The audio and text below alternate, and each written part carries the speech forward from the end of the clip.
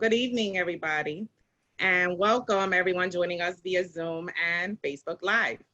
My name is Nancy Lopez, and I'm the director of the New Jersey Hispanic Research and Information Center at the Newark Public Library, also known as the NJHRIC for short, or the HRIC for even shorter. And if this is the first time you're joining the NJHRIC, I invite you all to learn more about La Sala Iberoamericana's Spanish language book collections, services, resources, and programs. The Puerto Rican Community Archives collection, documenting New Jersey's Puerto Rican communities. The Hispanic Reference Collections, Latino Oral History, and our annual Latino celebrations and more, right? Including recordings to our past programs via the Newark Public Library's YouTube page. I invite everyone to visit us at www.npl.org, or you could follow us on Facebook, Instagram, and Twitter. Now, it is a great pleasure to welcome all of our busy panelists, and I thank them for joining us this evening on behalf of the HRIC, the Friends of HRIC, and the Newark Public Library. We are honored to host this very timely and informational educational discussion on Latinx, race, and the census. Now I'll just turn this program over to our charismatic moderator, Friends of HRIC member, Associate Professor and Program Director of American Studies at Rutgers University, my alma mater, Jason Cortez. Thank you, Yesenia. Thank you. Welcome, everybody. What a pleasure to have you all on this platform.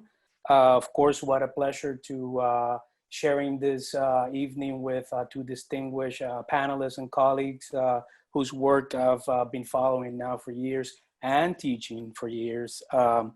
So that's always a pleasure. Before we start tonight, I'd like, of course, to thank our sponsors. You always have to do that. I'd like to thank the Newark Public Library, of course, for hosting. Yes, we'll have to thank, needless to say, the HRIC, Yesenia's director of Hector Perez, who brought this idea to the Friends, the board, and saw it through fruition. So thank you, Hector. And obviously, the Friends of the HRC. I'm part of the board. The Friends, basically, it's a board of interested members who devote some of their time and resources in trying to support the HRC as best as we can, understanding that this is part of our legacy. This is part of social responsibility. Is how we do patria, right? So thank you all, especially to Ernesto Diaz, who is our president. Anyway, so who are you?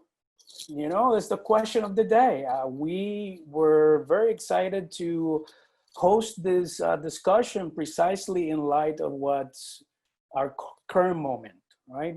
Obviously, Black Lives Matter amidst COVID-19.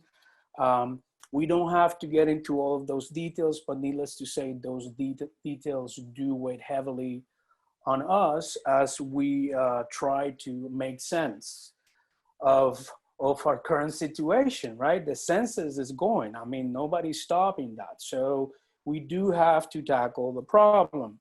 And before I leave my panelists today, I just sort of wanted to give you a little bit of a context about, of this discussion and sort of what we were thinking. I was, in fact, talking to Hector the other day when we were planning. We do plan these things. And Hector was mentioning that as part of his work with an NGO, he's been helping people with the census and fielding questions and whatnot. And the question is always the same, what do I do with this box, the race box? What do I do with ethnicity? So we decided today to ask the heavily hackneyed question of, who are you? Which is a question that even I ask my students from time to time. right? I know you're Latina or Latino, Latinx, but where are your parents from, right? So this is a charged question that Latinos here stateside, we get all the time. We have to feel that constantly. So with that in mind, fortunately, we have the privilege today of sharing the stage, if this is a stage indeed, with two amazing colleagues. First, I'd like to introduce you to Dr. Nancy Lopez. Dr. Lopez is an associate professor at the University of New Mexico in sociology. She is also the director of the Institute for the Study of Race and Social Justice. She's created many initiatives there, thankfully. One of them is a beautiful certificate on race, and it's an interdisciplinary program on race and social justice. As far as we know, the one of its kind in the nation. She is the author of multiple publications, but I wanted to highlight her books, Hopeful Girls, Troubled Boys, Race and Gender Disparity in Urban Education, and also a co-edited volume, Mapping Race, Critical Approaches to Health Disparities Research. This was published by us, Rutgers University Press. I also wanted to introduce you. If there's room for applause, I would applaud. I also wanted to introduce you to my colleague, Tanya Kateri Hernandez. Tanya is the Archibald R. Murray Professor of Law at Fordham University. Also, very well versed in these subjects and multiple publications. I'd like to highlight some of her books. Racial Subordination in Latin America, The Role of the State, Customary Law, and a New Civil Rights Response. Multiracials and Civil Rights, Mixed Race Stories of Discrimination. There's a book that I've used in my classes. Discrimination, Comparative Discrimination Law, Racial Discrimination. This is a new book. And currently she has a book forthcoming. We're all excited and looking forward to it. On Latino Anti-Black Bias, Racial Innocence and the Struggle for Equality. Of course, very pertinent to our discussion today. So I wanted to cue you before we tackle our subject today, right? The census every 10 years. What's the significance? Why is the census so important? Why should Latinos, Latinx, Latine be paying attention to this? What do we do? What next steps? I'll just throw myself in there. Jump the gun. Let's do it. Nancy has lots to say. So I'll just provide a few words of introduction. The census data is very important because it does a number of things for organizing and distributing access and resources in our nation. First, people tend to think of it from the electoral politics position, because what it does is, depending on the population and where the population is located, electoral districts are designed with that census data of where people are, how densely populated they are, etc. The Voting Rights Act also enables for electoral districts to be designed to help enhance the voting power of a racial group or an ethnic group, like Latinos. So being counted counts for a lot. It enables our ability to come together and really be able to politically participate by coming together and voting for people or candidates of our choice. So that's just one level of it. But it's the data from the census, the statistics are also used for deciding sort of where does money go for health organizational purposes. Like where are we going to devote money? Because where are people more densely populated? This matters. And so all kinds of community enterprises, count on being able to have that federal government money funneled to them in relation to the recognition of the communities that they're serving and where they are located. And so that is of central importance.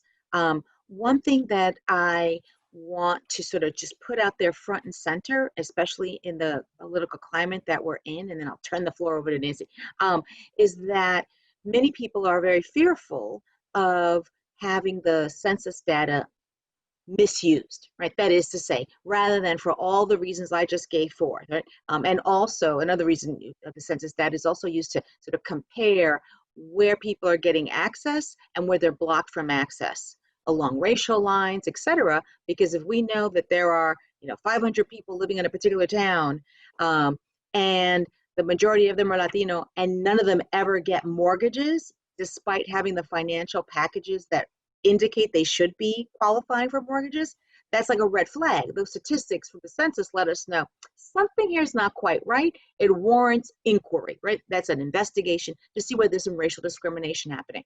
Okay, so these are all the reasons for it. People are, despite when they learn sort of all the good purposes for which the census data is applied to, are fearful about it having been misused. Will immigration services be warned about things? Will criminal enforcement entities be told about, where they're living, who they are, etc.? And here's the thing: the Census Bureau and all its employees are obligated to maintain the confidentiality of all the data for an entire lifetime. And that's not just mere lip service. The violation of that confidentiality agreement by anyone related to the census comes with a severe penalty. It comes with at least 5 years of imprisonment, and on top of that, a $250,000 fine. So the penalties are consequential, and this is why we can have a greater sense of security, well, as much as you can in any world, that the data is not going to be misused or misfunneled to the CIA, to the FBI, or whomever. So I think I've said more than enough as an introduction, and I'll let Nancy circle back in, or on this or any other topic of interest. Nancy, you want to add something to that, especially thinking in sociological terms? Without a question. Thank you so much, Professor Kateri Hernandez. I'm such a fan of your work, and it was such a treat to find out that I was going to be on a panel with you. So it's just wonderful. I cannot agree with you more. The census is political. It's money, it's representation. And I think everyone knows that right now there has been a movida with the current administration around the last data collection date. Originally, it was postponed until October 31st, but now that deadline has been moved up a month.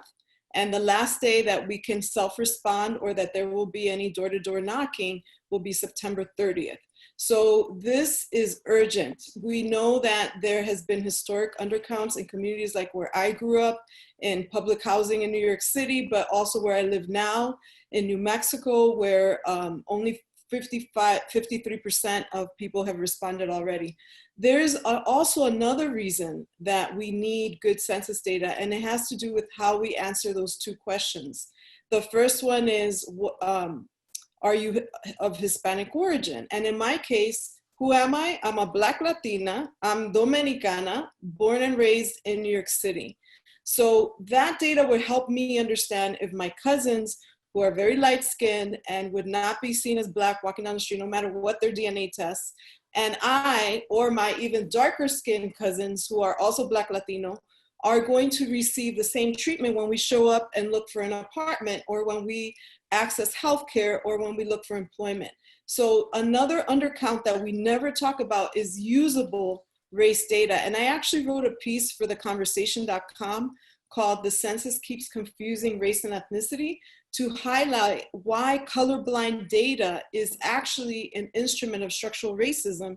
It does not allow us to see if there are higher poverty rates within Latino groups that look more like me and Tanya and our other Black Latinos versus those that might be racialized as brown but not Black, and those who are racialized as light-skinned or white who are all Latino, right? So this data are also important. That's why it's so troubling that right now the census has created confusion by asking about two concepts in one question. So to imply that race and origin are the same thing really eviscerates our ability to document the different treatment that many studies, not just in employment, but criminal justice show that when you look like this, there is a different treatment when you are trying to access not only education, health, or even being processed in the criminal justice system. So I did have one image I wanted to share. I'm not sure if I'm able to do it, but let's try it. Okay, it says the host disabled attendee screen sharing. But even if I don't, it was really just to show why it is troubling to hear people talk about Latinos and Blackness as if though they exist in some kind of different world. Latinos are Black, there are indigenous Latinos, there are brown skin Latinos. So I still can't share the screen, but what I would add to the conversation is that we really need to focus on getting good race data. And when you mark 5 boxes on that race question, it does not allow us to understand if Latinos who walking down the street, what I call street race, are experiencing the same treatment when they look for housing than those of us that look Black or brown. So I won't bother sharing the screen, but it was simply to show you an image of why it's super important. Oh, actually now I can. To have data that allows us to interrogate the color line. And I specifically wrote this in Spanish because I think that too often we want to say, oh, we're all just Dominican, Puerto Rican, we're Mexican, without recognizing that that is not the same. ¿Por qué es importante contestar las dos preguntas? That first question, are you of Hispanic origin? Yes, I'm Dominican. And then that second question, what is your race or origin, is the way they phrased it, which is very problematic. And in Spanish, I would translate, ¿qué es tu raza o color? Negro, blanco, indígena de las Américas, asiático, otra raza. ¿Y qué pasa si marcas varias cajitas? ¿Por qué es importante solamente marcar una cajita? In other words, what will happen if all of these Latinx men mark that they have 6 different origins? That data will become useless for understanding the color line and the fact that David Ortiz, Ricky Martin, and Georgia Lopez may receive different treatment, even if they are looking for an apartment in the same building. Correct. So members of the same family should mark the race question to reflect their unique racial status. Race is a social status, not DNA, not ethnicity, not nationality. Yeah, and also I was really struck by, I did read your piece, and I actually, I as part of what I do, I'm a director of a grad program. So I was looking at your presentation on interdisciplinarity and proposals, research proposals. And I loved it, right? One of the things that you indicate there is how the idea, which is something that we sort of know, but how race is a social construct, but the context is unique, right? So the context is always important, right? And this is important, especially for Latinos who have, you know, whose descent is varied. In the case of Puerto Ricans, Brazilians, Dominicans, there is this myth still of racial democracy. And so when we come with those ideas from, you know, the islands and we come to the mainland, we want to think about these things the same way, right? But the politics is different. The context has changed. And so it takes us back to that question of who are you, right? Because the context has changed. So, you know, I guess my question / comment here, unless Tanya has something to I had say. a quick reaction. Sure. Well, I should say I reacted quickly. I may not be quick. Okay, and here's the thing. This I want to problematize this issue about it's different and it's confusing. Because here's the thing. That first question that gets asked on the census about Hispanic origin, ethnicity, right? Mm-hmm. What's your ethnicity? Are you Hispanic or are you not? Latinos have no problem with that question. They mark it, but you know, 99% compliance rate. Like, like there's no issue there, right? Where the question starts to arise about, how is this, how well understood are the categories, is when the question about race gets asked. When the question about race gets asked, Correct. then there's this, some might call it deliberate confusion, right? Meaning, not the black box, not the black box, please God, not the black box. What else is here? Right? And the reason why I characterize it just that way is because the census since 2000 has said, check as many race boxes as you feel apply. Express yourself, right? So meaning, if you truly felt that you were a person of mixed race heritage, that you were the mezcla, the mestizaje that we all claim to be so proud about, then you as this mestizo, right, bien mezclado, Latino or Latina, right, you would mark all the boxes you felt applied. But here's the thing, few Latinos do that. Right? The majority of them, right, or I should say a significant number of them, 25%, 30% on a given a decade, right, will check some other race, right? They'll say other and then fill in the box, right? They typically tend to be from Central America, right? Analysts have shown, but for the most part, right, the ability to show that you believe you're mixed and that's why no single box applies to you, that is not what is indicated, right, by the way people are responding, by the way Latinos are responding. If anything, they're running away from the idea of being mixed because they don't express it there, right, by checking multiple boxes. They want to choose one box, and the one box they really want to choose is white. Right? In fact, when there is other data collection, right, and they remove some other box, right, meaning when you are forced to pick something on that list, right, Latinos again choose one box. They flee from this idea of checking multiple boxes. How is this when we're all supposed to be so mestizo? But in any case, they don't check multiple boxes. They check one. The one they check most often is white. So the idea about confusion, I always say you need to look at that in context, right? The notion of confusion is in relation to, I don't want no part of this, meaning being a racialized subject in the United States.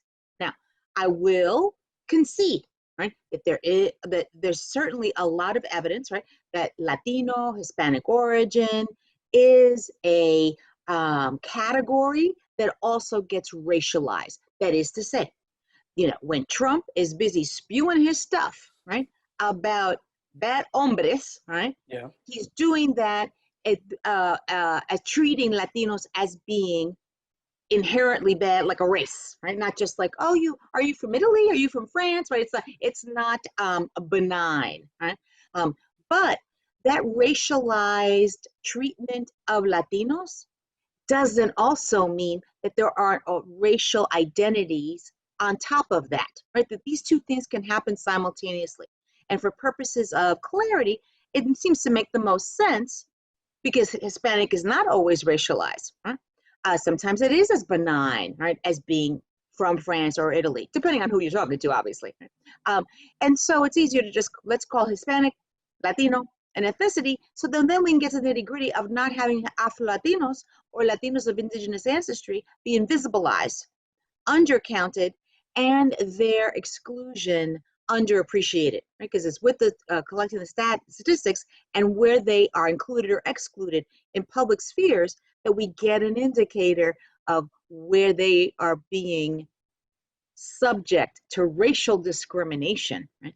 Based not just on their Hispanic origin, right, but because of their racial appearance or their racial ancestry. Okay. Absolutely. Agree more. I couldn't agree more, and I just wanted to pick up that these racial hierarchies are not an import of the United States. They were happening long before any of our communities stepped foot on the US. So this happened in the Dominican Republic, in Puerto Rico, Colombia, everywhere we go. There's also another work by Edward Thayes called Pigmentocracy that documents that in at least 5 Latin American countries. But I also want to share why I make the argument that when we're answering that race question, we really should answer it as what's your street race if you were walking down the street, what race do you think others who don't know you would assume you are?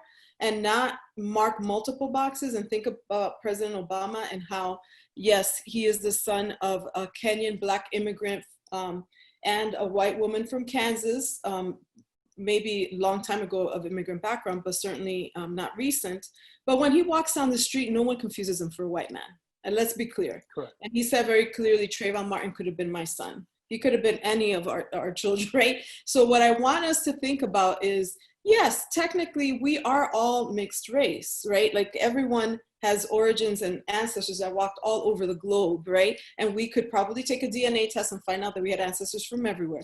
But what really matters is when you look for an apartment, what you look like. So I wanted to share one more slide, if I may. And it's just to point out that in the national imaginary, I'm sure you heard about this incident. So in 2017, Ilia Calderon, who is a Black Colombian woman, called this man who's a member of a white supremacist organization that basically said a woman of color, a Latina woman of color is coming to interview you, and there was not a problem. The problem occurred the minute she showed up, and it was a Black woman, right?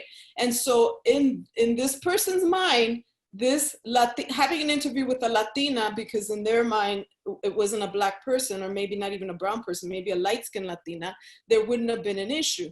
But just as Professor Kateri Hernandez points out, very few people want to identify with Blackness. So in the 2010 census, even though 90% of enslaved Africans were stolen and taken to Latin America, went through the Middle Passage, only 3% of Latinos in the United States marked that they're Black. Why? Because of the anti-Blackness that exists in our community and this idea, I don't want to be associated, when in reality we know that that is what's happening. The same is true for brown skin and maybe Latinos who are from indigenous backgrounds. For instance, this beautiful young child, and we know that many of the children in cages on the border right now probably look like this beautiful young lady. Only 1% of Latinos identify as Indígena de las Américas.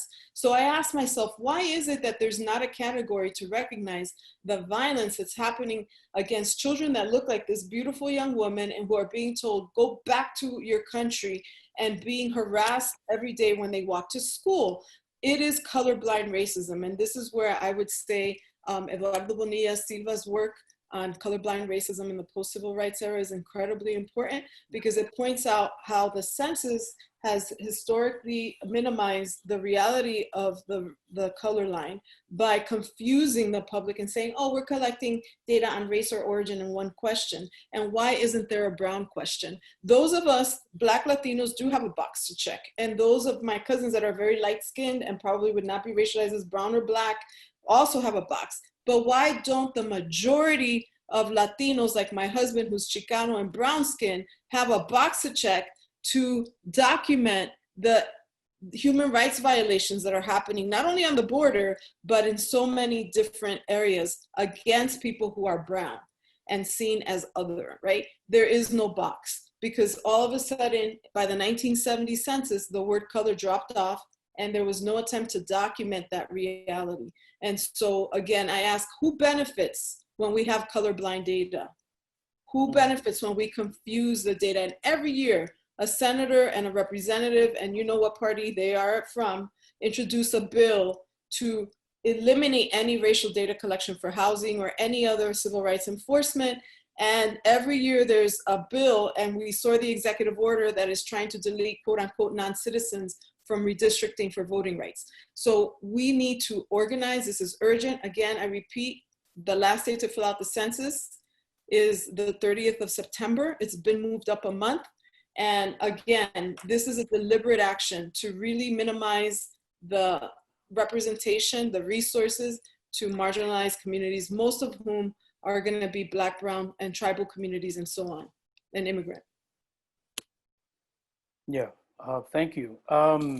Yeah, as you were talking, I just reminded me of 2000, the census in Puerto Rico indicated that 80% of the population was white.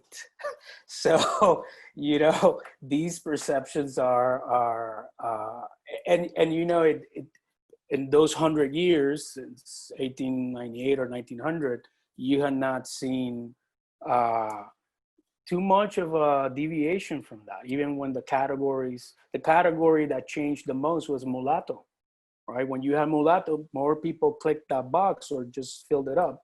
By the 2000s, people were just saying, well, white, right? So this is why I said myth, because evidently it's kind of a mythical thing. So something here that is interesting too that I wanted to go back to is this difference, and it's very kind of controversial now, right? This difference between the term Hispanic, the term Latino, Latinx. What do we do? What should the census say about that? Or what should we say about that? I mean, I guess one thing it's important to note, all right, is that people, you know, the understandings now, right, or that Hispanic was a term that in the 1970s, you know, the government imposed on us and what have you. But what's interesting, if you go back sort of to the historical record, is that Hispanic comes about in the 1970s when Latino representatives, right, lobby to have one pan-ethnic term to collect data about all the ways in which, even if we are from Venezuela, Panama, Ecuador, Peru, that we get lumped as bad hombres, right? Meaning that when that kind of derogatory term is used, right, it's not about being specifically from any particular part of the region or the Caribbean. It's about this idea that we're all the same. Now, I'm not saying that we should agree with that, not at all, but there's something super important about acknowledging that while terms come out of favor and newer generations, you know, each, you know, as time passed, try to have terms that they feel are much more inclusive, and, you know, that's great. But it wasn't as though Hispanic itself was one that didn't come from the community, right? You know, even though it was for a particular purpose, for government forms, right, to be able to kind of aggregate the data, instead of saying, are you of Dominican background, Chilean background, etc. The census in the 1970s only listed a couple of origins, right? Because, you know, what were they familiar with? They were familiar with Puerto Ricans. They were familiar with Mexicans. They weren't so familiar with the idea of Peruvians, right? Today, we have much more familiarity in the United States, non-Latinos, that is, right? And so Hispanic moved forward away from Hispanic being viewed as too aligned to a notion of us being primarily from Spain and Spanish origin and whiteness. Latino meant to be much more inclusive of our indigenous ancestry and African ancestry. And now Latinx coming in to try to dismantle the gender binary, etc. I have to say, I myself am a very pragmatic person, and I'm less wedded to any particular term. You know, for me, it's all about how is it being said, right? You know, the intonation to me is more important than the particular label. But when the census changes labels, they are doing it purportedly so that they can get more people to respond. What they want is just like, please check a box, right? And they don't want to have things empty or having you fill in the blank with other things and other ways of talking. And so that's why you see a movement on census forms changing from one category to another. But I'm sure Nancy has much more data about sort of like the politicization, you know, for all these various terms. So I think we have to ask, what does that label do for social justice, right? And I want to quote my colleagues and amazing sociologists, Maxime Bacazin and Ruth Zambrana, who were the second, because Clara Rodriguez, I understand, is the first US-born Latina Puerto Rican woman to earn a doctorate in sociology, but Maxime Bacazin would be the first Chicana, and then our second, and then also Ruth Zambrana, who both wrote this beautiful piece about Latina and Chicana contributions to intersectional thought. And it's just a quick little couple of sentences that talks about what does this mean? What does Latino mean? And they caution, and quote, I'm quoting them from that publication in Gender and Society, that Latino, Latina, and they put that in quotes, as a social construct must be problematized. that is complicated by the differences, not only in national origin, citizenship, race, class, and ethnicity, but by the confluence, right? The simultaneity of these factors. An intersectional approach acknowledges these differences and seeks to reveal and understand how they shape social experience. When we use the term Latinas, it is not as a unitary term that homogenizes distinctive heritage groups, but as a term of implicit solidarity with other US groups with a Spanish colonial history and genealogical, political, and cultural ties to Latin America, Latinas, and then they go on. So for them, the term is not to erase these differences. It is an act of doing solidarity, but not to say and imply that when I use the term Latina, that my experience as a Black Dominican woman growing up in the 1970s in Manhattan is interchangeable with those that are those brown-skinned Chicanas that are growing up and never immigrated, right? Here in the United States, in New Mexico. It is a term of solidarity, embracing our difference and recognizing that we may come from very different immigrant backgrounds, Spanish background, but we have this implicit solidarity. So to me, it's less important whether you call yourself Hispanic or Latino. It's what do you do with that label? Is it, am I in solidarity with the human rights violations that are happening on the border right now? Am I in solidarity with creating ethnic studies programs, Latino studies, Chicano studies, Black studies, Puerto Rican studies, Dominican studies that recognizes the beauty and the heterogeneity of all of our communities and the different issues around LGBT status, documented status, etc. So I ask everyone to think about not so much what the label is, but what is it doing in relationship to social justice? That to me is much more important. Whether you call yourself Latino or Hispanic is not. What are you doing that is advancing human rights and solidarities?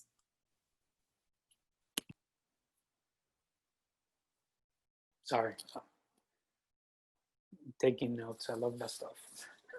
I like to take credit for that idea, but it is from our, and look at the solidarity right there. Yeah. Puertorriqueña, Boricua, y Chicana, who both happen to be the second US born Latinas to earn doctorates in sociology, writing together this beautiful piece talking about our differences and the unity that we create by respecting that difference. Yeah. Zambrana was your mentor, right?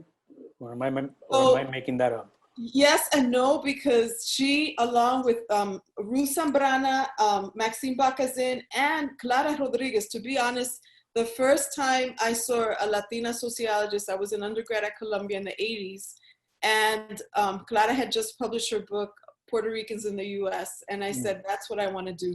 So absolutely, all three of them were mentoring me in so many different ways because they created a path. And right now, I have to say, I got my degree in '99. It was only 3% of PhDs that went to Latinas. It's not much better now. It might be 5%. This is what, over 2 decades later. So we really also need to be careful about how we are promoting knowledge production. Who tells our stories, right? The story that Clara was saying and Ruth and Maxine is very different than everything else I had read before when I was an undergrad and grad student. So we really, and now I'm most excited about the critical race intersectional ethnic studies that's percolating across the country that has been fought for since before I was born, or since the 60s at least, and how this is a place for intersectional, critical race intersectional solidarity and praxis that advances human rights for all. No. So, don't know if Tanya wants to say something about this, but I'm curious about the politics of the whole thing, right? So, I mean, Latinos, as we know, have grown exponentially as a minority here in the States. So I'm really wondering about if the census determines the politics also of a group that sure, we've been divided for different reasons, but is there political potential there in counting all of these Latinos as a unit, you know, as this one thing? Well, it certainly is helpful from a perspective of trying to monitor discrimination, right? That is to say, if you have lack of voter participation, right? Because we're being barred at the polling places in all different kinds of ways. Back when I lived in Brooklyn, the way they mess with our participation in the primarily Latino districts and African American districts is that the machines wouldn't work, and you'd be there waiting for hours and hours, right? And that was typical when I was voting and when I was doing voting election protection, you know, trying to monitor what was going on. So the benefit of having all Latinos, whether they identify specifically with being Chicano, being queer identity from Miami, Cubano, right? Meaning our personal identities and our cultural inheritances, right, are nuanced and multiple and overlapping, right? But here's the thing about the census. The census, when it asks you these questions of, you know, demographically, it's really not interested, nor is it the place. I joked earlier about expressing yourself, but I want to circle back to what Dr. Lopez was saying. It's really not the place to be expressing your self-identity. It is much too rigid of a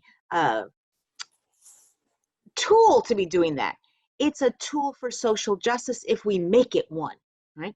And it could be a tool for social justice if we make it one, if rather than thinking about, oh, you know, I eat rice and beans, that's different from this and that, and so that's how I should check these questions in all these myriad different ways.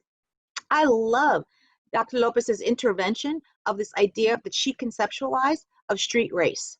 And I tell everybody I know about it, right? Because it gets us away from the concerns about, oh, the census is much too narrow, I can't fully express myself. It also doesn't ask whether you play piano, okay? So, cállate ya, you know, relax. Right, there's all kinds of ways that it's not fully reflecting who you are. Do you like house music? You know, speaking of kids from the 70s. And then I say all that to say this, right? We're better served, right, from a social justice perspective, if Latinos, one, get quickly aware of the value of the census, our need for the census, and how we need to get intervene, right, in making sure we're not excluded from it, right? And checking the boxes in the right way, right? Because not doing so, getting hung up, oh, I didn't see them right down there that Guatemala, and I'm from Guatemala, and I don't identify with this label of Latino. Get over yourself. You don't have to say you're Latino in order to be able to check the box to better protect your position as a Guatemalteco, right, living in whatever area of the country.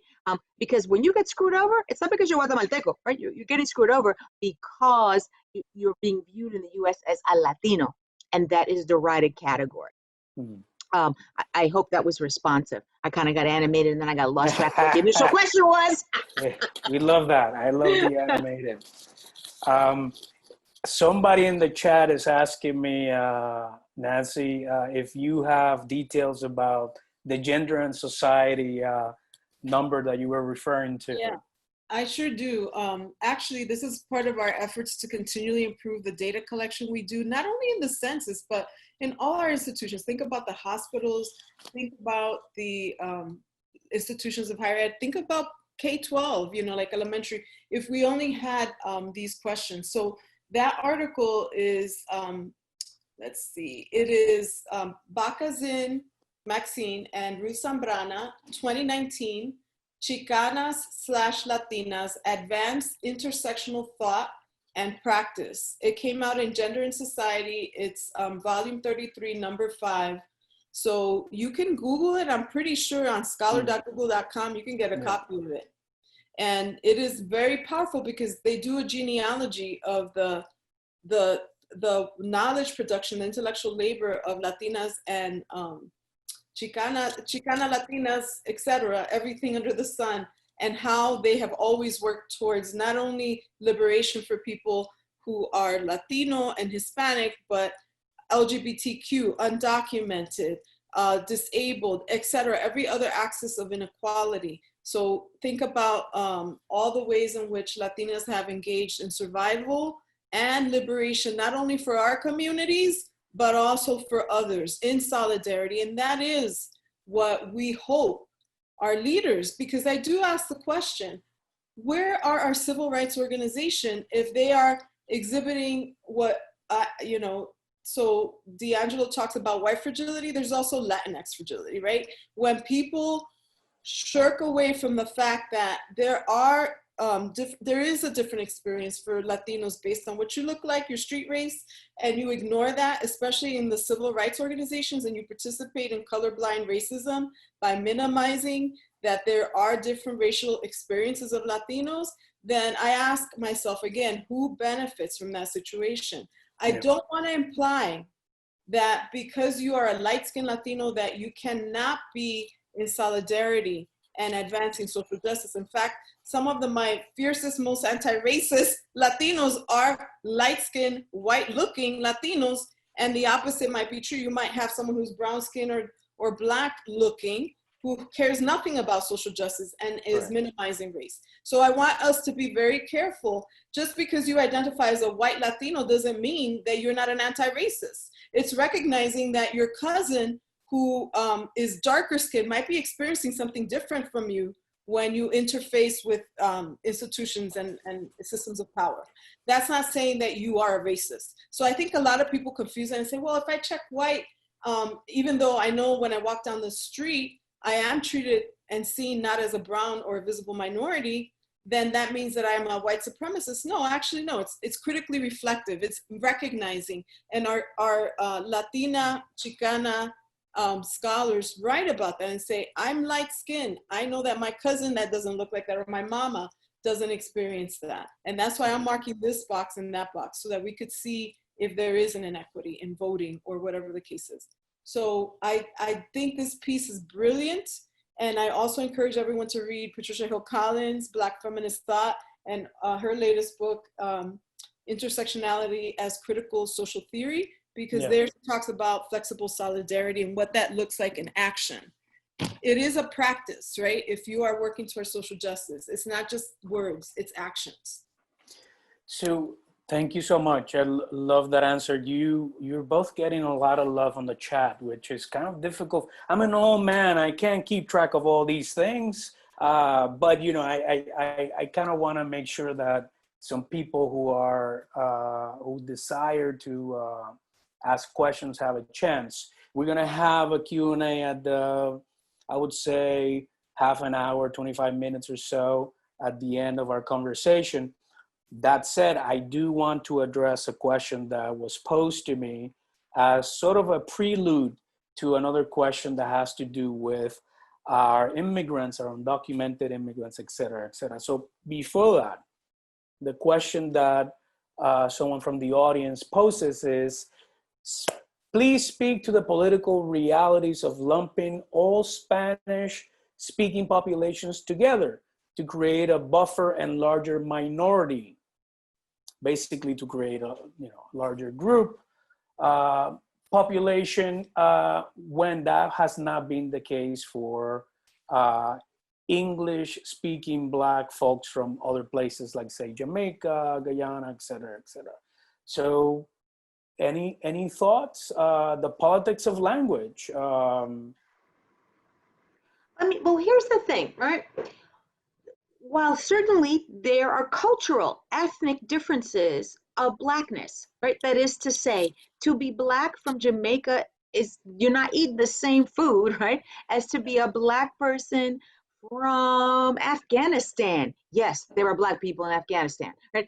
So the notion that, oh, language should really be playing a role doesn't really take account that the othering, right, of all of those folks of different ethnic backgrounds who have African ancestry are all being othered, right, racialized, as of African descent, right? As Black.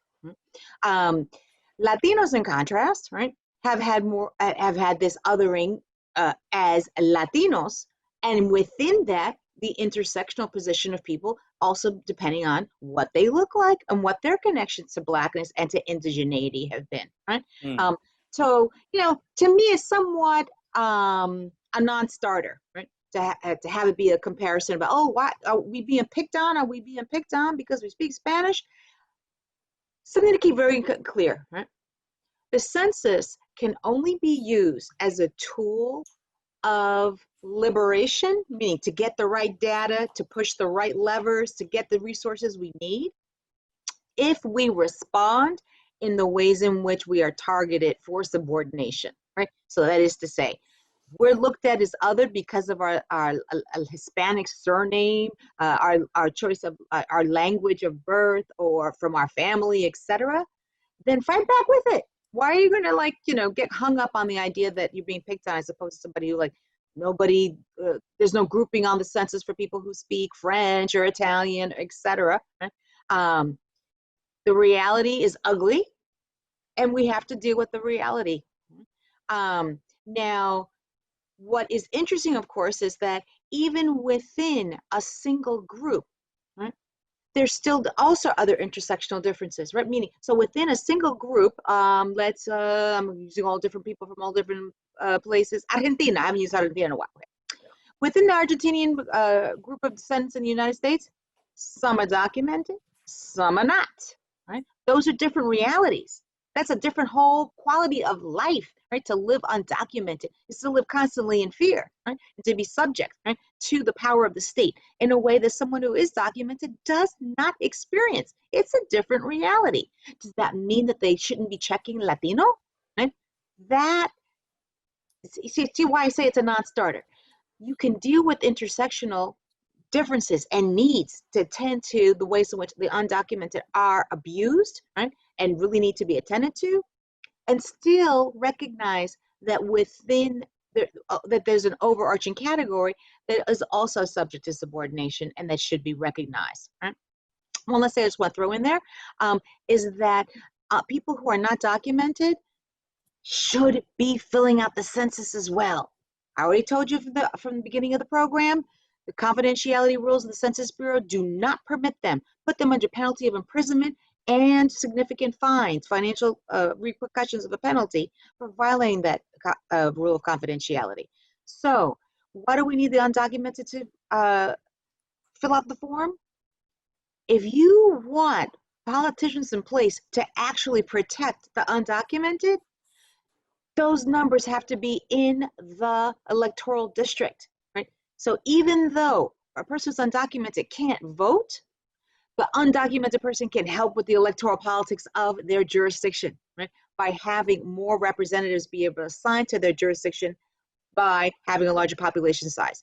More money can flow to that jurisdiction based on the population size, right? So if a place like California that has lots of people who are undocumented, and New York for that matter, right, do not have their undocumented populations counted because the president has made them fearful about being able to fill out the form without being persecuted, that then means that a jurisdiction that has, you know, millions, right, is going to get a pittance of the money that should be coming to them from the federal coffers.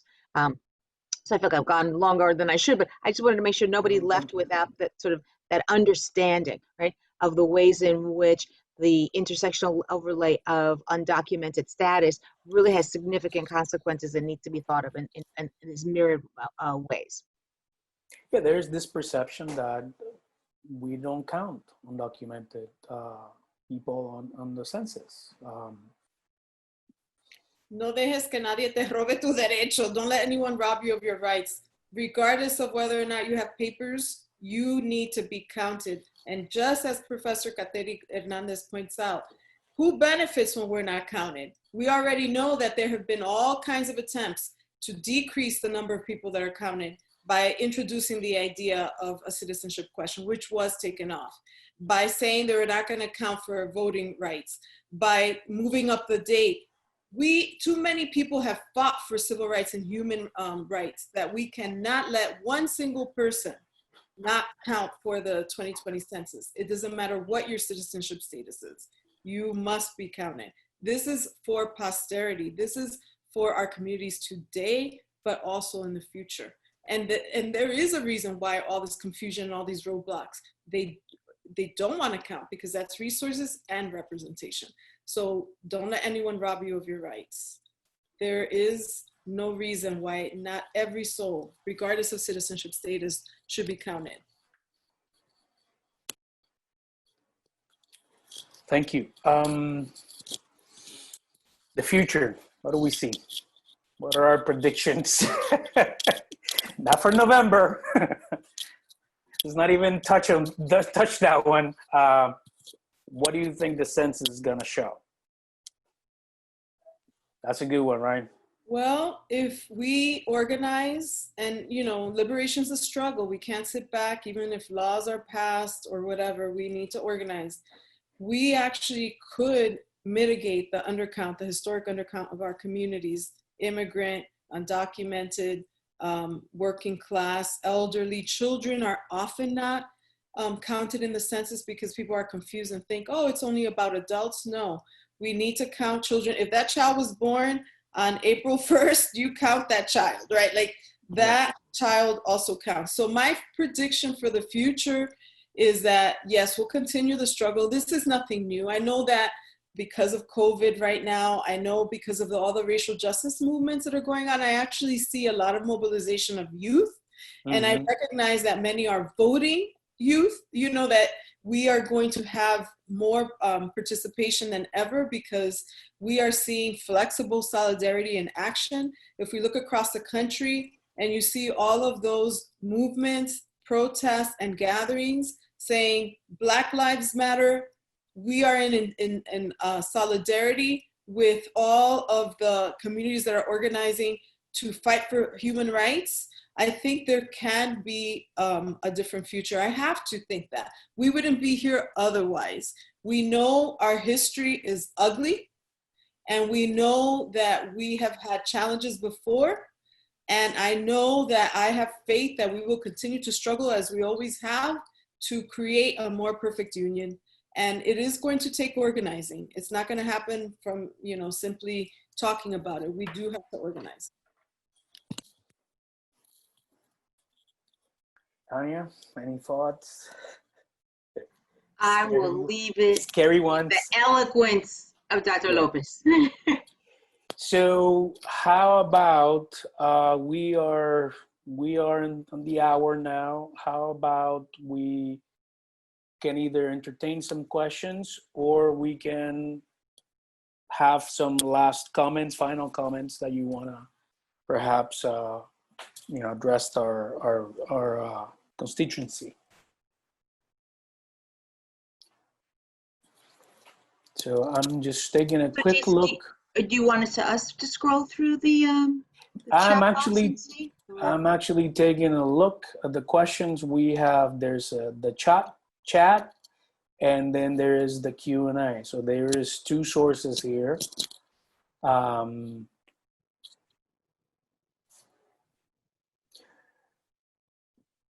So I'm sort of getting a request here to explain the concept of street race a bit more. Right? We know that in a way street race has to do with the phenotype. Any thoughts on that?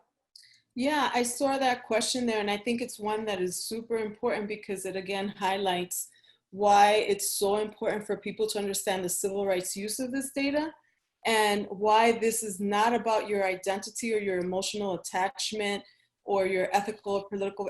We're talking about a social location, right? So I do want to share a quote that I received unsolicited from someone who attended a lecture I gave on street race, where the essence of that quote is, "Thank you so much for talking about street race. It made me think a lot about my own identity and my own relationship to race and ethnicity.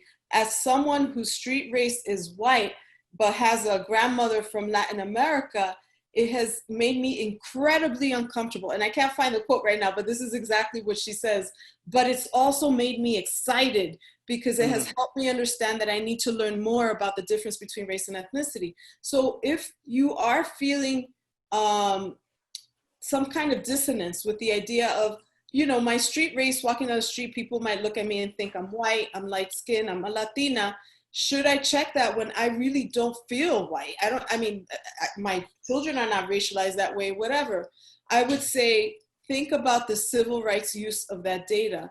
Does it mean that when you show up to look for an apartment, or your daughter who might be darker skinned, or maybe it's your mom or your spouse or partner or whatever, that it would help identify that you might get a different treatment, but then when so-and-so. So it's not so much of who do you feel connected to, it is about your social status, racial social status, contextualized. And remember the picture I showed of Ricky Martin. Ricky Martin isn't particularly white. He has his little tan, but when he shows up to look for an apartment, compared to David Ortiz or George Lopez, who's not racialized as Black, he's brown and probably thought of as the, you know, the bad hombre, right? Like the Mexican.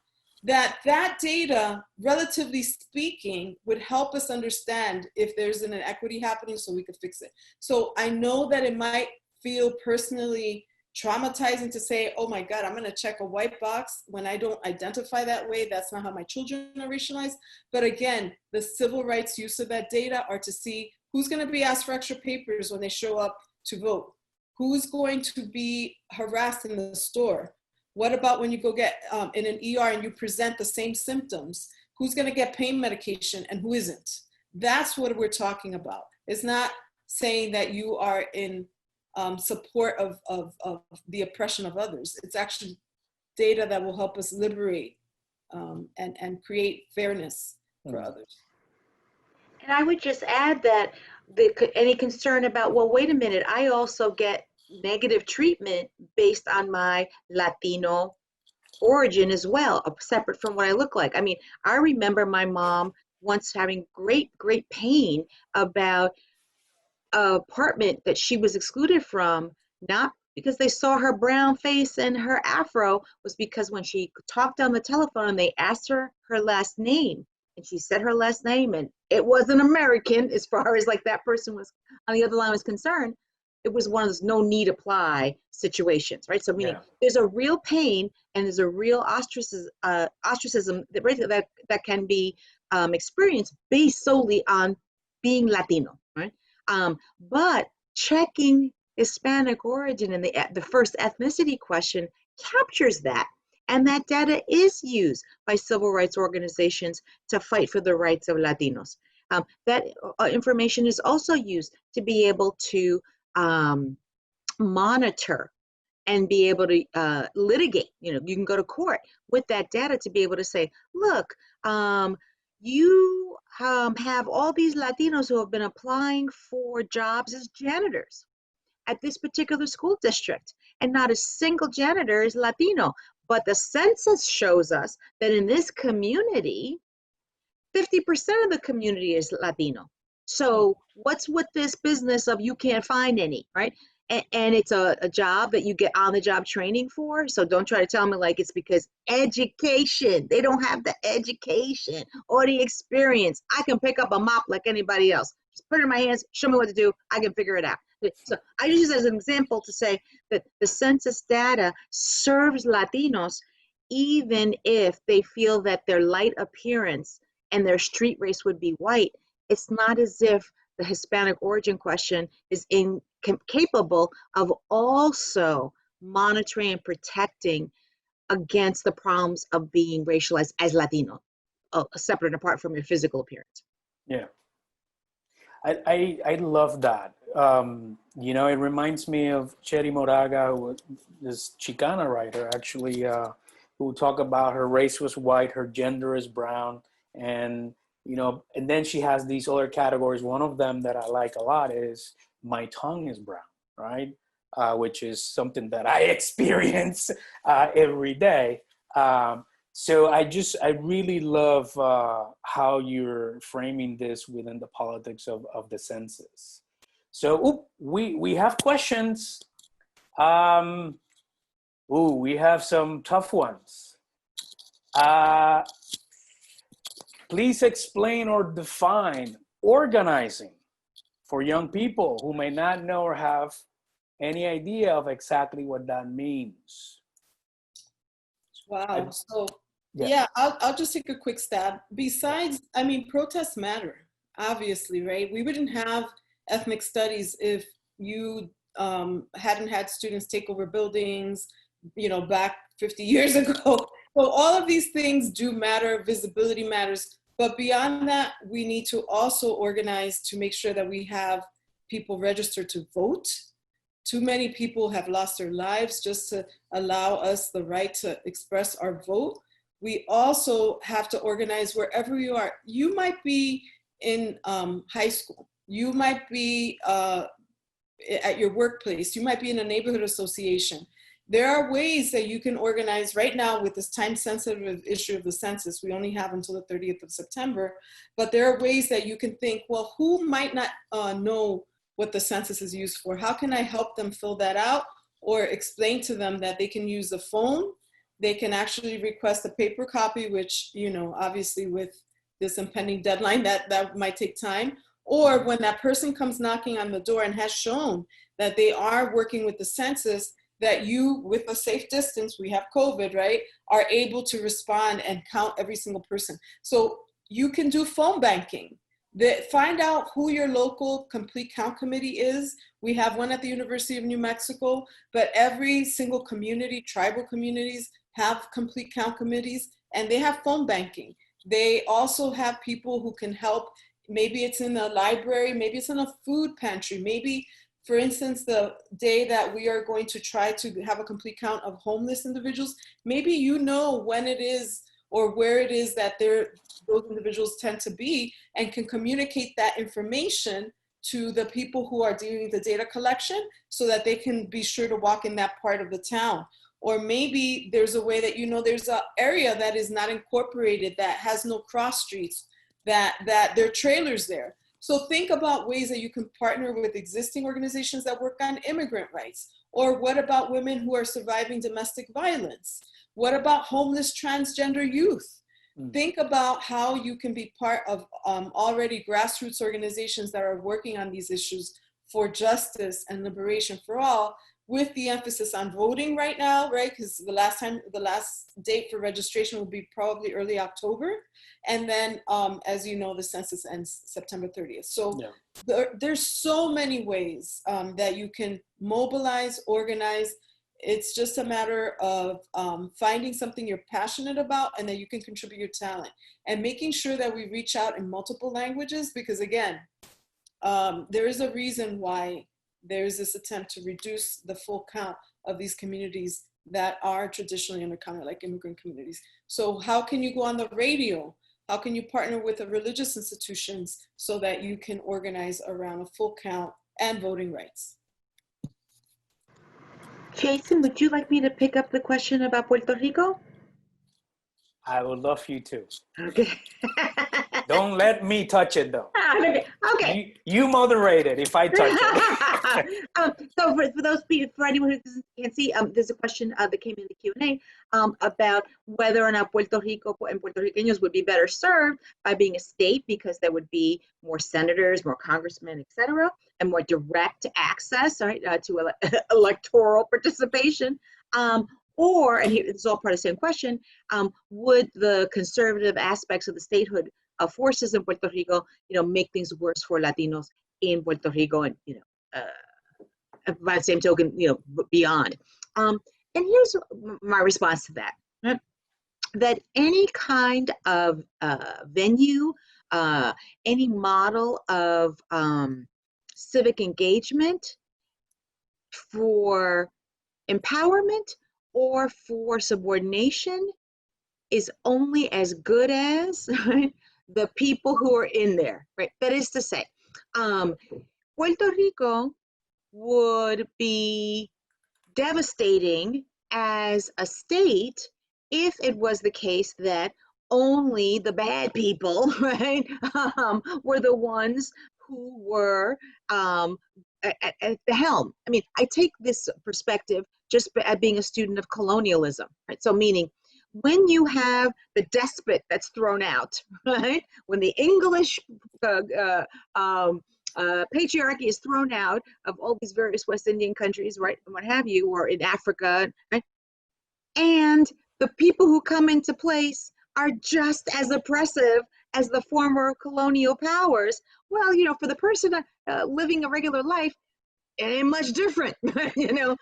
So, well, you know, with Puerto Rico, it used to be the Spanish colonial power. We thought, oh, this is gonna be different, right? When we get rid of them, then the English power comes in. We're speaking English, and we're still screwed over, right? So I say all that to say this. As a pragmatist, so I suppose that this greatly influences my perspective on these matters. I sometimes think it's less the model of governing, right, that is so crucial for people, and how they, how free they actually experience their lives. Is it truly a move of liberation? If the people who are in place in whatever the model is, whether we're talking Commonwealth, we're talking statehood, we're talking independence, or any other variation thereof, it's only as good as people are in there, right? So, you know, you take a Rosselló and you put him in an independent Puerto Rico or a state Puerto Rico, he'd still screw us off just as badly as he did when he was the Commonwealth person, right? So, you know, or I should say, when we were, as Puerto Rico has been in Commonwealth. So that's probably more than you were all asking for, but it's true that there's ways in which statehood gives more electoral participation, but that doesn't necessarily translate into, does that make things better, right, for all Puerto Ricans, right? I think that the eye on the prize has to be more about who are the people in place in whatever the model of governance is. And organizing, as Dr. Lopez has been suggesting, is what helps to ensure, or at least get closer to, making sure the right people are in the right place. Yeah, I'm not gonna say anything about that question, but Grisel and I can have that discussion some other time. We have two more questions. That one of them is from our very own Hector Perez. I don't know if you can see it. I do, and I was gonna share two more images, if that's okay, to kind of try to get at it. Let's do it. Yes, so I appreciate that question, and the question is basically asking, what if, you know, Latinos do check white? Isn't that gonna increase the number of people that are counted as white, right? Contributing to the myth that this is a white nation. That's a concern. I totally understand that, but just as Dr. or Professor Kateri Hernandez mentioned, there are two questions, and Hispanic origin is protected, and actually usually in charts, white is separated from that, recognizing that Hispanics could be of any race, right? So I use this visual to have each of us think about our location. Like, I didn't create colorism, but as a Black Latina who is not as dark skinned as my mom, I recognize that I experience privilege at the same time that I'm subjected to anti-Blackness, right? That there is colorism. So when you look at that top quadrant that says race or color as a master social status, the meanings assigned to you based on what you look like, right, is not the same as tribal status. It's not the same as ethnicity, certainly not the same as language, ancestry, religion, nationality, or documented status. We need to measure all of that. And again, checking white under Hispanic does not mean you're going to be counted as white. Hispanics are usually counted as their own origin. What it helps us understand is, do we see that Hispanics who check white are living in neighborhoods that experience higher rates of poverty or violence, or whatever the case may be, less access to voting machines? That would help us understand that. I also want you to think about all these other boxes, right? Class origin. Did you grow up in a household where none of your parents were able to go beyond elementary school? All those things are important. And then the next box that I want to show, or the next image, is one that really gets us to think about the complexity of identity. It's by Yuval Davis in her latest book on intersectionality and belonging, where she recognizes identity is multifaceted. She says it's not only your social location and systems of power, whether it's race, gender, or class, but it is about the stories you tell yourselves about who you are in relation to others. It is your emotional attachments, your affinity groups. That's totally different than your social location. It may overlap, but it doesn't have to. You could be a white Latino who has an emotional attachment to Santeria, right? Which is one of the, you know, most beautiful religions that we could have that is anchored in Blackness, right? You could still be that person. You also might have very different ethical and political values from, say, your brother or sister, or maybe even your partner that is from the same social location. Your values and your beliefs might be very different. So again, recognizing the multiple dimensions of your identity helps you understand that that census data is collecting that first one. They're not asking about number two, your emotional attachments. They're not asking about your ethical or political values. We are using that data again for liberation. So I invite you all to think about not considering that because you check I am white and you also check the Hispanic, you will be counted as Hispanic. And there's even reports the census does that shows by national origin, 85% of Cubans check they're white. Dominicans, we have the lowest number, only 30%. It's still pretty high.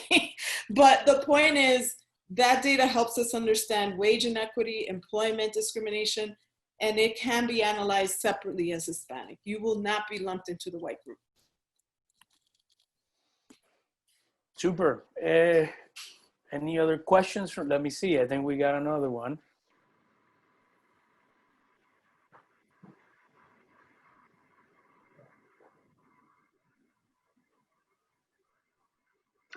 If we could, I just wanted to add one extra layer to what Dr. Lopez just laid out for us, right? Meaning the one small example of the importance, right, of being able to check both boxes, right? The Hispanic origin box as an ethnicity and a race box, right? Separate from being Latino. Studies of wage status, right, show that within immigrant populations, right, so like the immigrant labor market, so to speak, right, whether you are documented or undocumented, whether you speak Spanish or English, whether you have a heavy accent when you speak English or not, what your educational level is, that all of those things are not as significant at the level of your wages as your skin color within immigrant labor markets, right?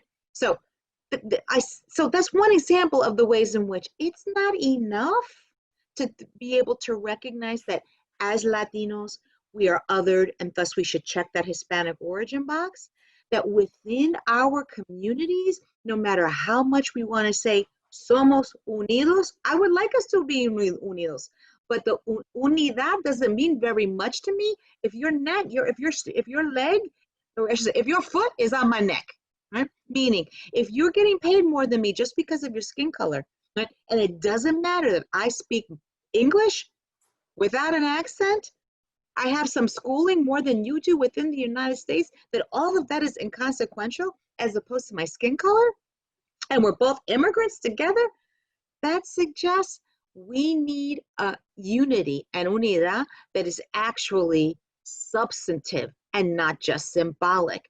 It's substantive when we are all together about having fair wages, and we're all together about being able to be vigilant and monitor it, right? Because if we don't count it, how do we see it?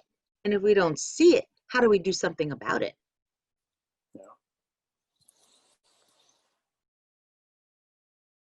Me diste por la pechuga. Wow. So Hector has a transnational question, which I think is an interesting one. Don't know if you see it, but for it's in the Q&A. I'll look at it. Okay. Do you mind reading it out for some reason? Sure. Yeah, if for some reason I'm like, I got muted for a sec there. How can we get our elected officials here to have more talks with their Latin American counterparts to push forward the census in their countries as an important tool. For instance, in Mexico, Afro-Mexicans had the ability to check off the black box. If more people continue to come here from Latin America, those people may come here with a misunderstanding of race, because race, sort of like what we were discussing at the beginning, because race is viewed differently in other countries such as the DR, Brazil, etc. Mm-hmm. So Well, the transnational piece, go ahead. Right. Yeah. I mean, I was going to say, what's so interesting about bringing in the transnational piece is that often the Census Bureau officials, right, when you chat with them, Nancy once invited me to have this conversation with them. It was like, I was pulling my hair out. Anyway, when you have this conversation sometimes with some Census Bureau officials, not all, they will come to you with this notion of, Latinos, they just don't get race in the United States, and that's why they're so confused, and that's why they answer or don't answer the way they do, right? Because, where they come from, they don't see race, right? Meaning that they're drinking the Kool-Aid, the people over the Census Bureau, as far as like believing this mythologies of racelessness in Latin America.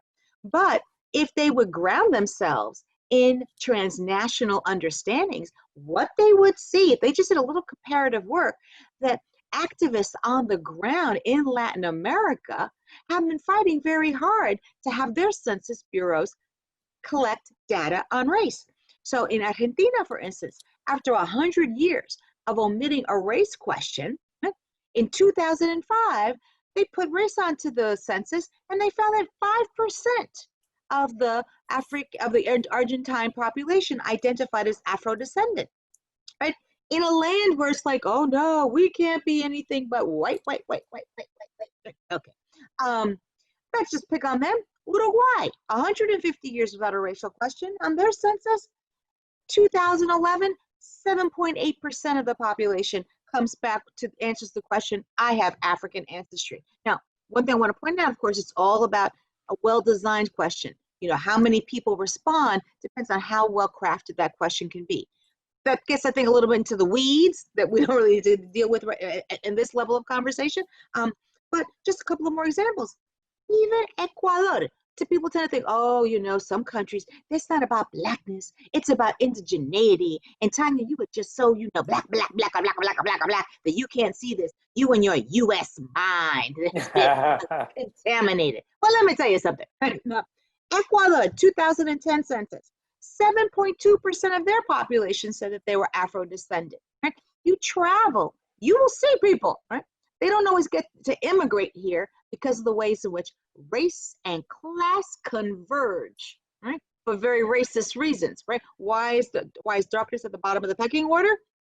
It's because there's racism involved. It's not that accidental. But in any case, I would regale you with all that data, but just simply to suggest that, this notion that the fight is not being fought, right? I mean, that was what the first book was all about, right? Racial subordination in Latin America, was to sort of illuminate the ways in which, while there's been these long legacies, right, of using mestizaje as a rhetoric to ignore the situation, the materiality of discrimination within Latin America and the Caribbean, that social justice movements have long since existed and currently exist and are fighting the good fight, right? And so, with some modicum of success. I mean, all of us are kind of having a tough time these days, we'll admit, but their census bureaus are being responsive. Same in Brazil and many other places. And how beautiful it would be if, in fact, we learn from each other, right? So this is what's really troubling to me, that while Latin America is now confronting the anti-Blackness, anti-indigeneity, and collecting data on it as separate from nationality or ethnicity or whatever, we're going in the opposite direction. We are confusing the public by saying, we're going to ask about your race and origin. And by the way, we're going to associate a particular nationality with a race box. And I asked the census designers, and Professor Caterina, now this has definitely been on panels with me where I asked them, I said, so you can put a nationality, an ethnicity under each race box. Where would you put Canadian? Which race box? The white box? What about South African? What about American? the idea that you would link a nationality with race is the definition of racism, because it's implying that some nationalities or some races are more representative of a nation. We should never link nationalities to race. And in fact, it is actually sloppy social science, because since when would we collect data on sexual orientation and gender in one question? What makes us think that we're going to collect origin or ethnicity and race as if though it's one question? Who again benefits from colorblind data that conflates two different concepts? You can take social science 101 class, and that is the first lesson you will learn. So I have to ask the question, is this a mistake or is this intentional? And as a critical race, intersectional, anti-racist feminist, I have to say that it is not necessarily out of ignorance. Why was all the testing for the 2020 census done without one single measure of voting rights, redistricting implications, not one single outcome, not housing, nada. It's, oh, how do people feel? And, you know, check 15 boxes because then it's equitable. For what? For colorblind racism? So again, I ask myself, who benefits? Is this really something that we could actually file a case with the Government Office of Accountability to say, this is a waste of our resources when we are having census tests like the alternative questionnaire experiment and the national content test that did not use any of the social science that shows that race and ethnicity cannot be measured in the same question if you're going to use it for civil rights. That all of that data was thrown aside, all of those studies, no matter what discipline. So could we file a case with the Government Office of Accountability to say, if the census protocol for 2030 does not measure a single civil rights outcome to determine which wording and which format will help us enforce civil rights, then we need to file a case that says this is a waste of our taxpayer dollars to do millions and millions of dollars of testing by erasing any use for civil rights. That is not acceptable, not anymore. And we have to organize. So my hope is that that won't happen in 2030, but that testing starts like in a year or two. And I also ask this National Advisory Committee that is presumably advising the census on question formats. And keep in mind, until 2012, there used to be separate committees, one that specifically focused on indigenous nations, one that specifically focused on Hispanics, one that specifically focused on Asians, on Blacks, etc. All of a sudden in 2012, no, we're just gonna have this huge committee with 20, 30 people on it and we can all make decisions. Why has there never been a Black Latino scholar on any of those panels? As far as I could tell, I looked so far, not once. What does that mean? Or scholars that are seriously looking at the research evidence that shows that you cannot measure ethnicity and origin and race in one question. It's interesting because there's also an advisory committee for the sexual orientation and gender identity question, and they came to the opposite conclusion, that no, you can't measure ethnicity and origin and race in one question, you need separate questions. They basically said, we need to measure sexual orientation and gender separately. That makes sense. But no, not with the census. But I do ask, is it anti-Blackness that none, and there are many Black scholars, not only the ones that you see in front of you, Black Latina scholars, that have done research in health, in education, etc. Why, and Black Latino scholars, why are they never invited to that advisory committee? That's an interesting question.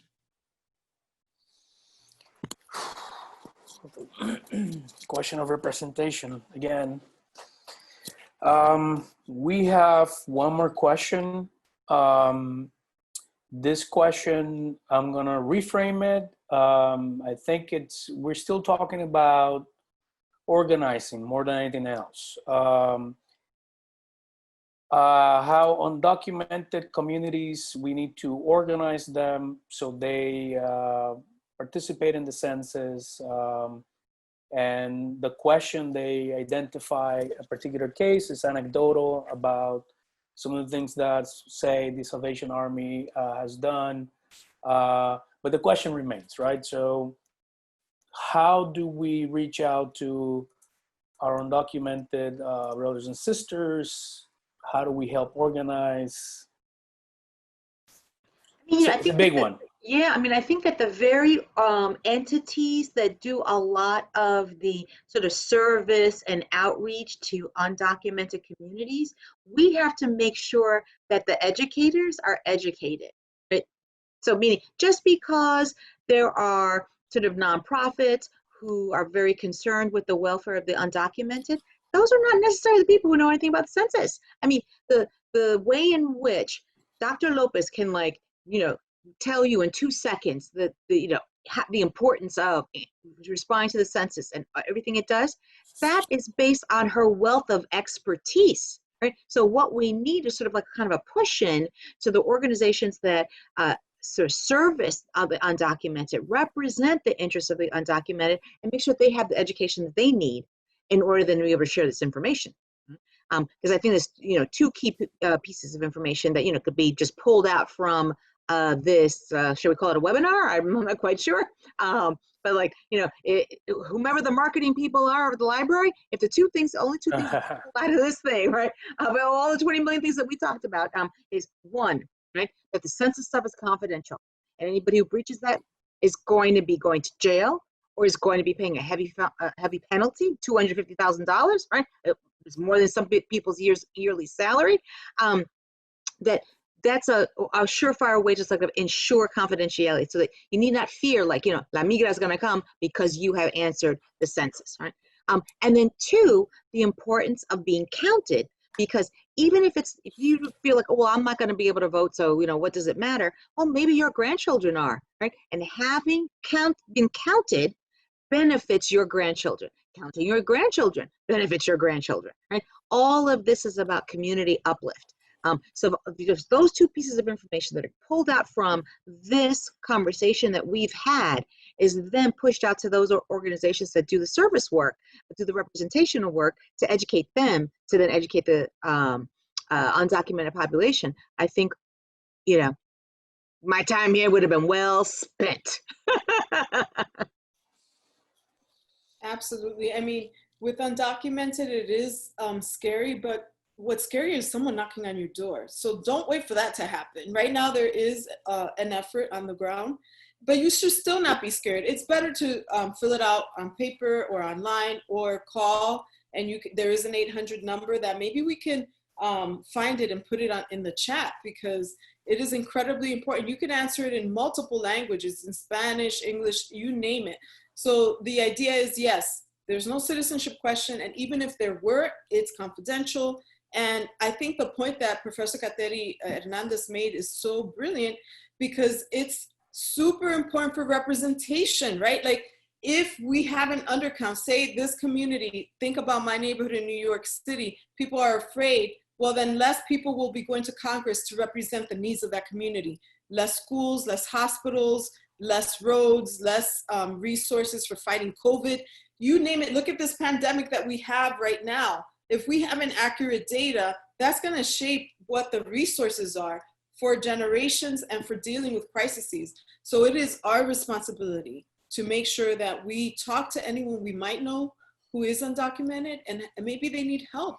Maybe they're afraid. Maybe we can show them the 800 number and help them dial it, whatever the case may be. But we cannot be made invisible. We need to be counted, because that's exactly what the plan is: not count us, so that we can continue to experience the injustices and the human rights violations that we've been surviving for so long. So I'm sure all of us know someone who's undocumented, who's thinking, I'm not going to fill it out. But please, whatever you do, show that it is actually to our benefit for social justice to fill it out, regardless of whether or not you're documented. Thank you. So do we have energy for one last question? One more. Okay. Sure. So speaking of education and getting people to fill out the census, one last question regarding that. I have talked to many quote unquote brown Latin Americans who don't necessarily see themselves as indigenous or Native Americans. Many may associate this with poverty, et cetera, et cetera. They don't speak their native languages, you know, like Quechua or anything like that, Nahua. So what do we do with them? He's asking, how do we educate? But to me, that's a charged word. So I would say, what next steps for our brown people within the big Latin, Hispanic, Latino box? So the first thing would be to document, is there an injustice? So it's kind of interesting because that some other race category it does show that those that check that there's some other race tend to live in different neighborhoods than those that check white and those that check Black.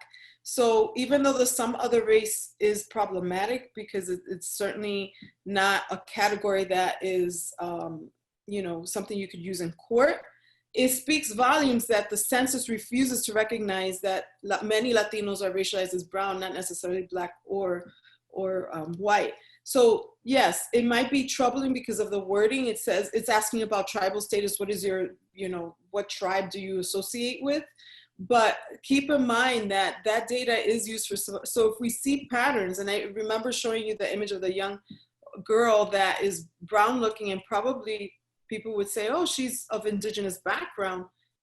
That is her racial status, right? It may not be the case she belongs to a particular tribe, whether it's Maya or whatever it might be, but that is how she's being racialized. It is a dilemma. I don't know that I'm going to tell anybody what to mark, but I will say, think about how that data could be used to make visible communities that have been made invisible. I mean, I agree with Dr. Lopez with regards to sort of meeting people where they are. I mean, I like to borrow that language from social workers. So that is to say, you know, if you don't choose to identify with your indigenous ancestry for a whole host of reasons, you know, some would say, well, that's internalized racism, and there may be some truth to that. That's not for us to sort of superimpose. I mean, that's why I think there's such a value in this idea of Dr. Lopez's of street race. The street race doesn't ask, you know, do you identify? Do you eat the foods, right, of the Mayan community? Right? Do you speak the indigenous languages, etc.? It simply asks, if you get stopped on the street, somebody asking you for your documents, right? Are you more likely to get stopped for your documents because of how you look on the street? That gets you a little bit of an indicator, right, that your street race is not quite the same as somebody who just came from Norway and found an adopted child. You know what I'm trying to say? Look straight up white is what I'm trying to say. And so I don't think that the impulse should be to try to force people to identify any particular kind of way, right? I think they hear the insights of Isar Godreau, who does this work on Puerto Ricans and identity and racism. She uses this term, which I always found so interesting, called slippery semantics, right? This idea that, you know, people may not always identify as Black, but if you ask them about racism, they can point that finger, right? Meaning they can see racism, even if they're not always comfortable trying to say that they themselves are Black or anyone else are Black, right? But if you ask them about discrimination, they can regale you with stories of discrimination about how they were perceived. They can tell you about stories of discrimination about how others were perceived, right? It's about asking the right questions, or at least inserting into the question the right kind of impulses, right? So even if the Orange Census Bureau won't, you know, come to the side of goodness and put the language street race in there, we can tell everybody we know, right, about the way which Dr. Lopez has conceptualized this for us, and it's a better way to think through how you respond to the questions. Awesome.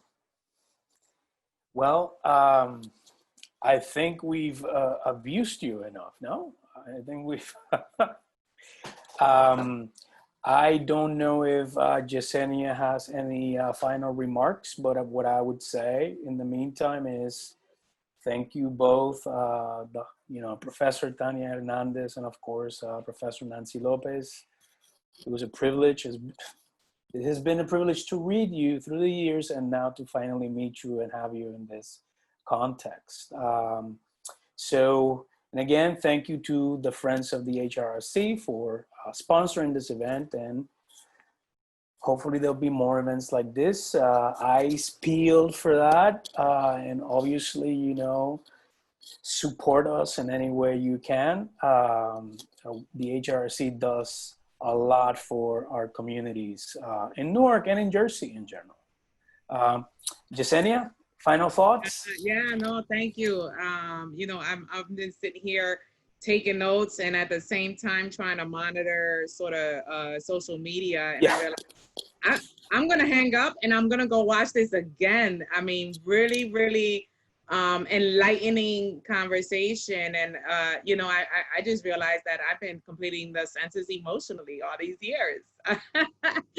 You know, so I really want to thank you all.